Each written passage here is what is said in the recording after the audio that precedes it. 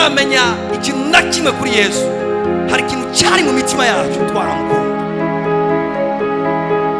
Kumukorera n'umuriro kandi atabintu byinshi cyane uramenya kuri Bibiri ivyo ivyita urukundo. Imana utiyumvira igihembo na kimwe, utiyumvira merci y'umuntu n'umwe. Ikibazo sinabantu, ikibazo ni wewe nyene. Hinduka wewe nyene hejuru ubikemura indani. Urabiza ati uyu muzi nawe uranduye, igiti ntikizosubira kunanda. Ubwira uza aho nyene wumvise Imana.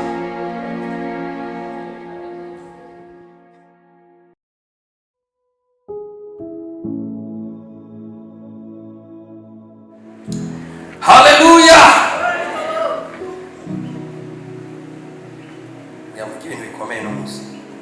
Sinzi ko murinde kubyakira gusa.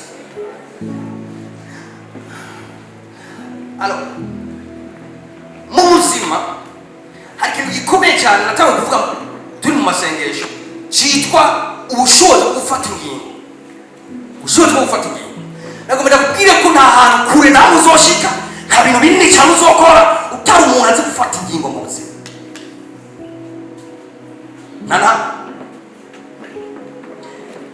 Ingingo ya mbere ikomeye cyane wofata cyane wowe warafashe, umwe ashobora kwifata uno munsi cyangwa undi muntu yayifashe, yo kugira ikimazi gikomeye, ni naho bihera ku muntu w'ikimazi. Iya mbere ni ingingo yo gukizwa.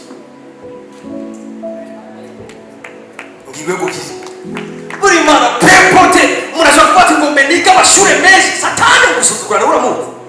Satani yafashe umusore se wiye mu kwiza tunga komeye cyane, hama mutari ibyiyumviro ati saba umugabane wawe hama wigiye. Uwo musore ahaza kuri papa we ati mu mugabane wanje wose hama nigiye nakuze. Ninde yakora Satani ukingo cye?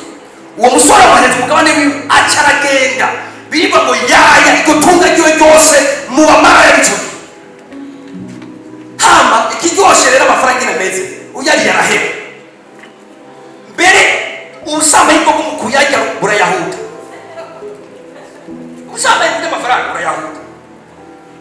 Agenda muri ubwo buhungu. Biba ngo yaya byose Imana yamuha. Se yamuha. Aravyaya byose kuvyabisuka ngo arabikonsoma byose birahera. Hama amaze kubona ko biheze. Biba ngo cyimvura kugenda gusaba akazi umuntu. Uwo muntu acamuha akazi ko kuragira ingurube.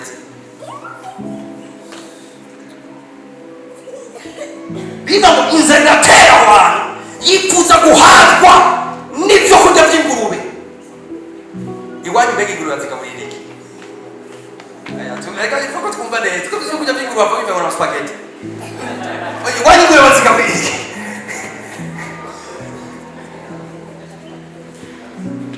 Ibishishwa byasigaye kandi binuka, ariko rero mbega ingurube zizobaratsibonera rwose. Yibwira guhatwa navyo. Satani arasuzugura na vrema. Wewe windira umuntu yakuye kumuposa, si wewe yitaje mugabo aramutera umunsi umwe hazi genda viwanyu wakuze hama caragenda mugabo hose yarangiye kumutega umutego kugabura gusangira niko mitigeze baje kugabura inguru yabanza gukura ko twiyo agasuzuguro ka Satani.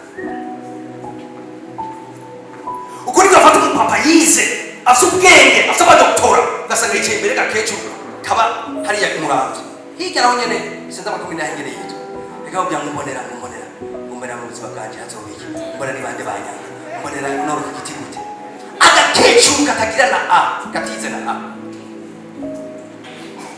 muhize Satani asuzugura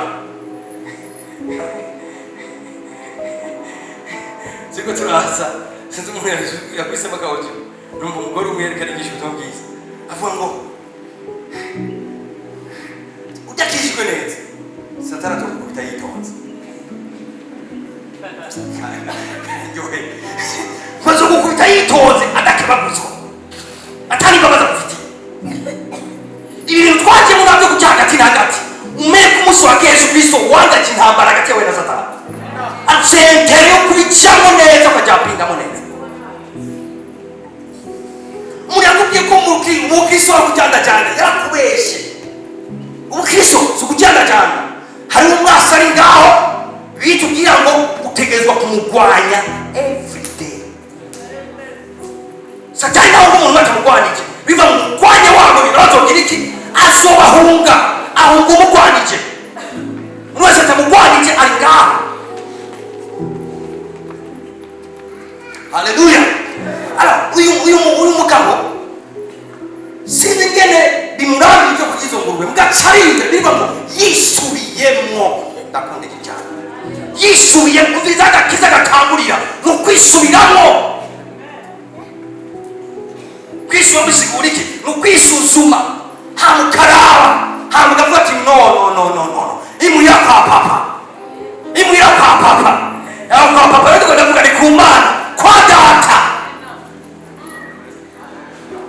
Urukundo ruriyo kwa data, amahoro ariyo kwa data, umunezero uriyo kwa data, ubugwaneza buriyo kwa data, wonkunda kwa data.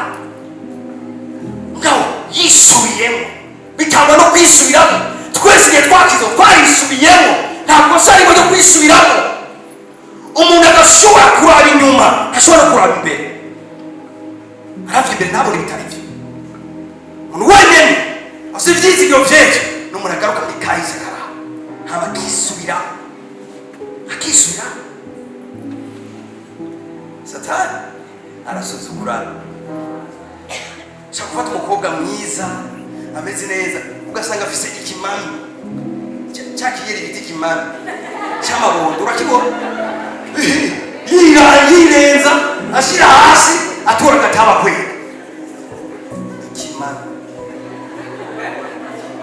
akakimara yowe ege cyari mbona nice bagice ahantu ntakiri kimara maje ko umwana mukobwa ariko akwiye ikimami yamuna rutuye Mana yo mwico tabara akaje shira hasi agatabashite ku muntu senye. Satani arasuzugura.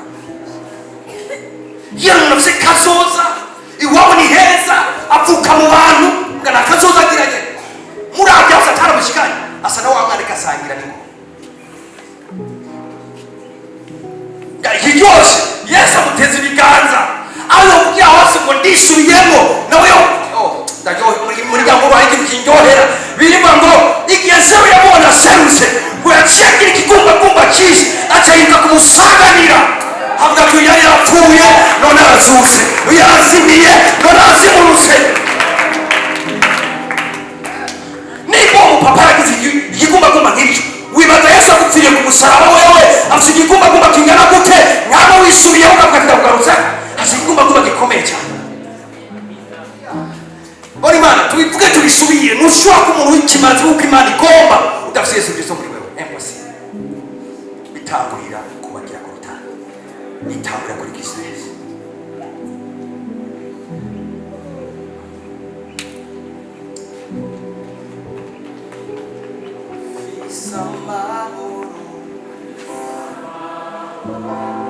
Visamahoro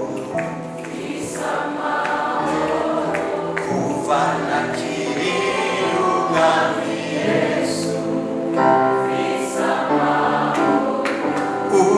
undashima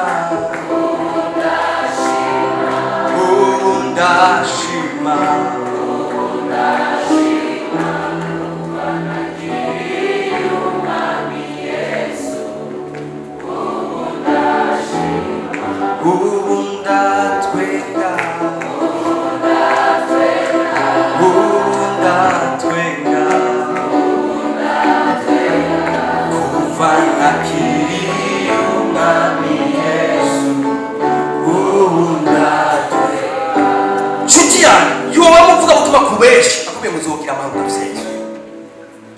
Yuwa muvuga utuma kubeshi akubye mu ijuni heza ndafise Yesu Kristo. Yakubeshi cyane. Yakubeshi cyane. Yesu ni amahoro yacu. Niwe mahoro yacu. Yavakagera.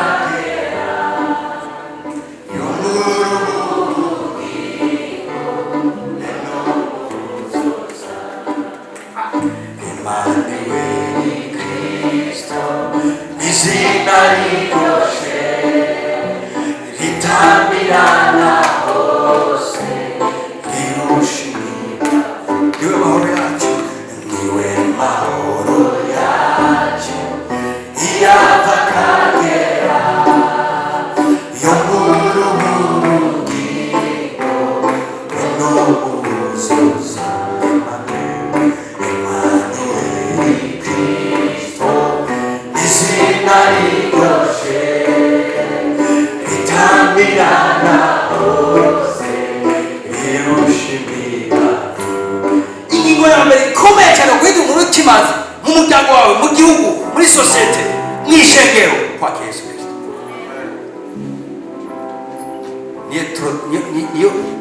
niyo trésor niyo tunga ryahishijwe niyo biva ngo itunga ryahishijwe ni Yesu. Ingingo ya kabiri yo gufasha kuba umuntu w'ikimazi muri buno buzima. Ingingo ya kabiri no guhinduka ku ngeso za kera, guhindura ku ngeso zawe za kera. Abaroma 13:12-13 somero wo murongo. Ijoro rirakuze bugira buce. Hey!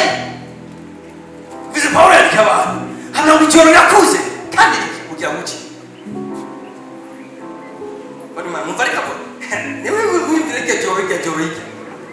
Mu twaje ngaho kesi. Ege narikavuga iryo joro twamyemo. Eka ini mvugo y'impeho. Akavuga ati burya kukiranga misi cy'Imana ukuza kumwana wacu Yesu kukuregereje.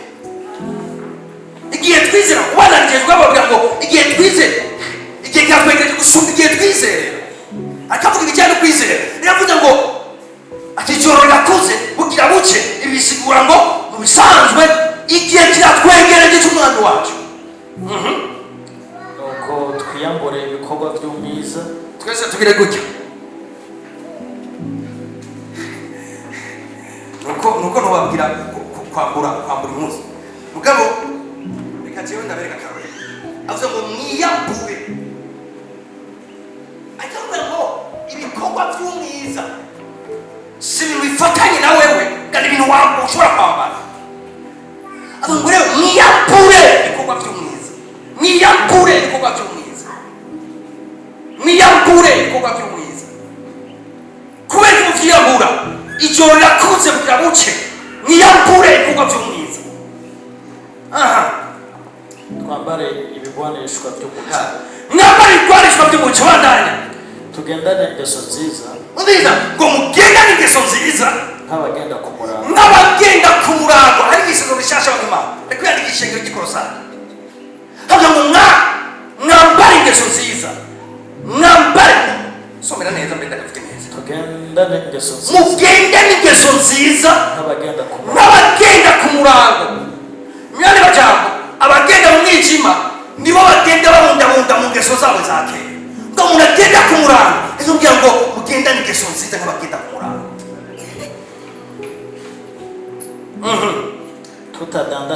Mutadandahirwa iganza mugenzi wawe ati byo kudandahirwa no kudandahirwa gasukurekwa kudandahirwa no kuborekwa inge sivyo.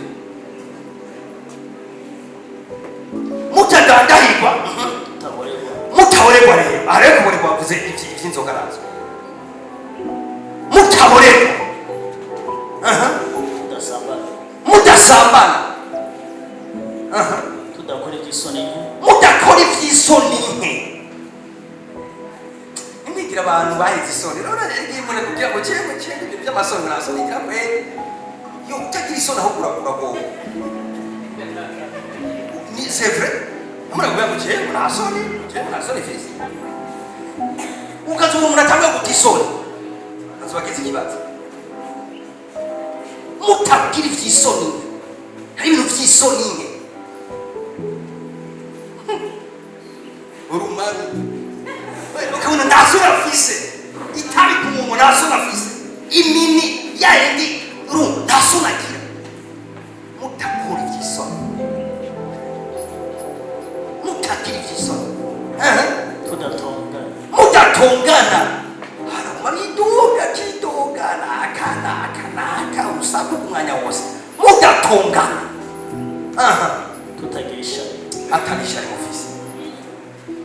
hinduka mugenza mu kwitera akaganza gutya ngazi ndakunezerere atashari mufitana imaze ko umuntu w'Imana hatishari ku buryo umuntu ahagaze n'agashinga intahe ati yo Imana yagiriye neza yanyukiye umuryango wose akazi keza ishari mu mitima yabo kubera atari cyewe uwo yasenze gute ubwo ntiyagize amanyanga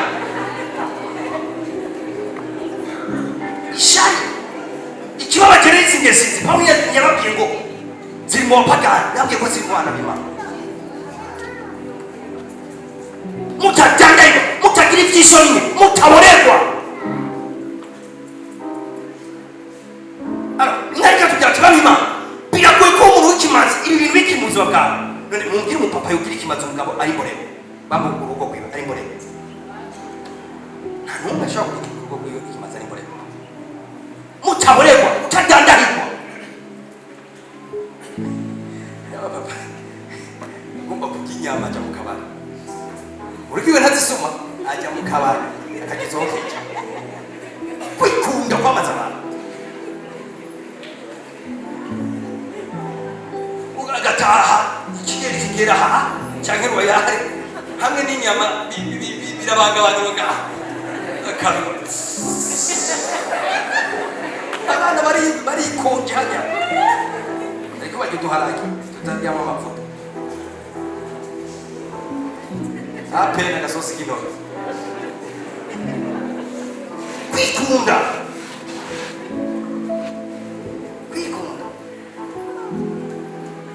umutagira ivyisoni atunda ku ibintu byinshi ngaho reka ndababwira Imana tuko turondera abantu ikimazi sibyo none urashaka umuntu w'ikimazi umviriza w'amatama wa Pawulo abana abantu babaye ikimazi mu gihe cyabo umviriza ibintu bikorera hari ingeso utabyagaritse mu buzima bwawe umuvuga butumwa byo guhenda kuzovamo ikintu azora umubeshi mu bintu nasengeye Imana no kutabesha ishengero ryawe ego ndababwira Imana ntacu uzovamo ntamwe udatunganije ingeso zawe nana kikuzova narasenze Imana zoreke kubesha ishengero ry'Imana hamwe kugira ngo guma watura gusa guma watura wegere umuntu akaba mu byatura uzobibona atuzobona enda kura izina ry'Imana mu cyo atuzobona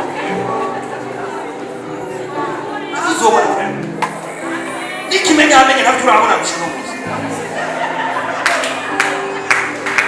Imana ishobora kuzeza umuntu ibintu bikomeye nk'uko afise desordre afise umugore ntabwo n'umugore afise akazi agumana ihamu ry'ibintu bidahera aguma sitana hano maze kuba sitana fa kuri kamere kawe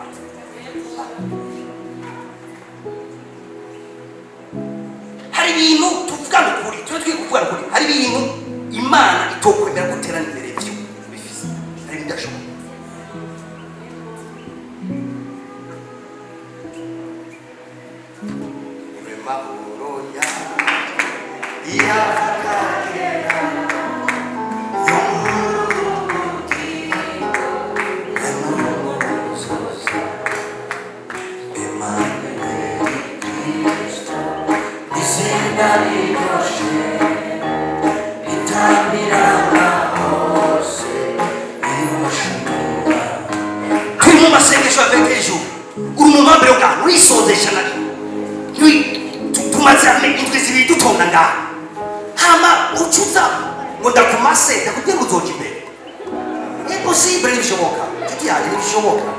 senga nkuko mumosha mami Yesu yaza kuri Petero mugati unziriza nimutasenga murakwa mumosha mami mumwana kandi Paulo beba Petero twatasenze bamanutse umusozi gatoya baza kumufata Petero aciyatora mugiti amatwi y'abantu yarayamatse amosha mami mushobora kuyacika udasenga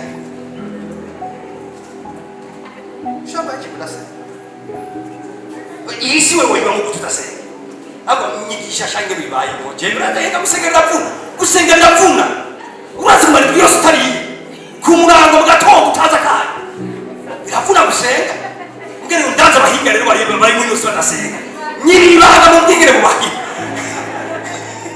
oye mu nyiri hande kure mu bwigere mu bahi mubayo gute muri yose meze gute mudasenga ya mwaratanze giture kuri Satani akaba tagiture mwatazi mu bwigere mu bahi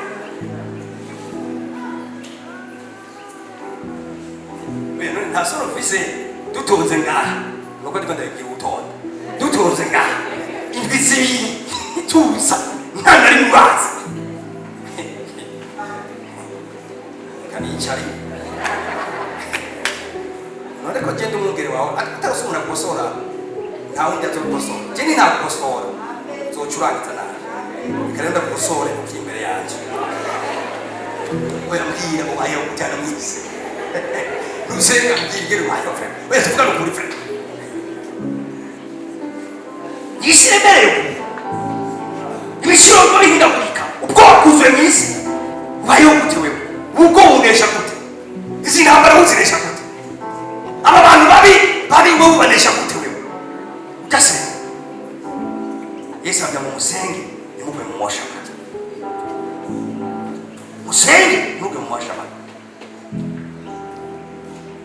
arabara bati nimurushe guteramana nandi nisaye yowe ego muri gusenge n'utamuranye nawe n'intumwa zaragize mu musenge bisaba ingingo bisaba decision kemu nabwira hemu nigeze gushimira hano baza ngo je kwisozesha byaranani wagira saa sita kujugumira twebwe tuba turajugumira no ngena tuba turajugumira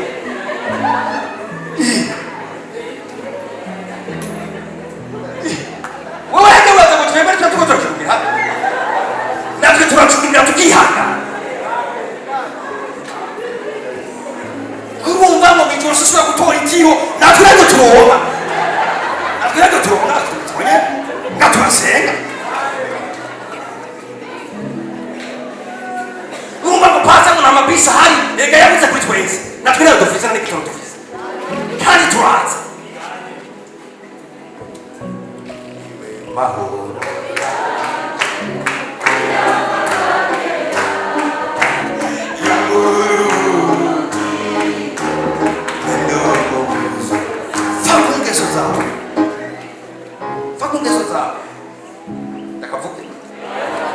hari umuntu w'umurebye avyuka saa yine akihindukiza nk'urugi kw'ipata mu gitanda akihindukiza nk'urugi kw'ipata akihindukiza nk'urugi kw'ipata aterete avyuka ngo neranje imbere mbere hambere woshobora gushika na imbere y'igitanda nanjye arura gushika uvyuka saa yine muri ubu bukene bwa none uvyuka saa yine turabeshanya abaje oya uvyuka saa yine ukora ukoze saa yine uca bifata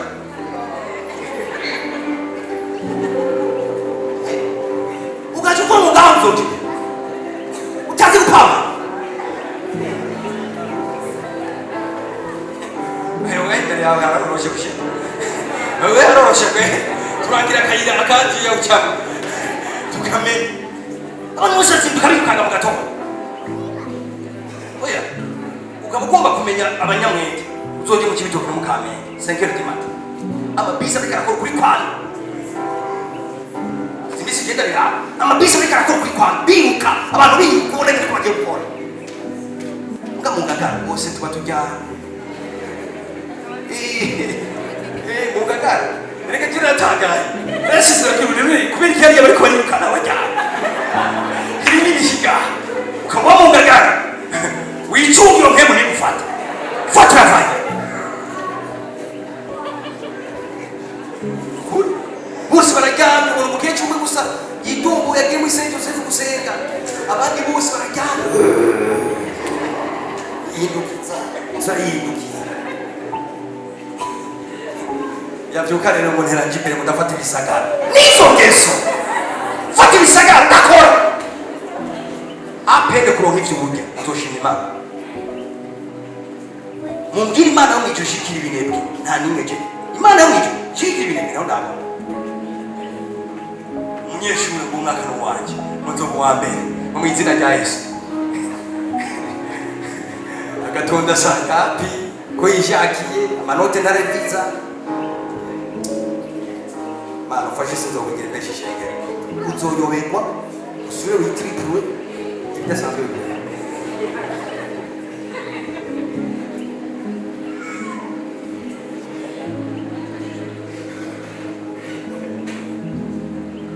Yesu nabirangije we yarushe ngo duhuke biragoye cyane. Utegerezwa gufata ingingo, gusenga bifata ingingo, utegerezwa gufata ingingo zo kwiyambura ibintu biva ngo mwiyambure ingeso zanyu za kera, n'ingeso zanyu za kera cyane.